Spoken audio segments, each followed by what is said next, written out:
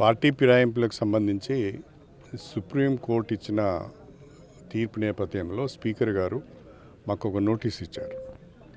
మీరు 23 నవంబర్ లోపల on are before 23 November మీరు వివరణ ఇవ్వాలి అని. అయితే నిన్ననే నేను స్పీకర్ గారిని కలిసి వారి నివాసంలో నాకు ఇక సమయం కావాలని చెప్పి నేను ఒక లేఖ ఇచ్చాను. దానిపైన వారు సానుకూలంగా స్పందించారు.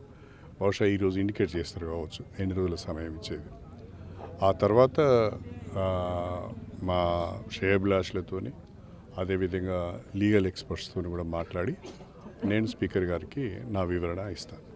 రిప్లై ఇవ్వకపోవడానికి ప్రత్యేకమైన కారణాలు ఏమీ లేవు. రిప్లై ఇవ్వవలసిందే, స్పీకర్ గారి నోటీస్కు స్పందించాలి, రిప్లై ఇస్తాం.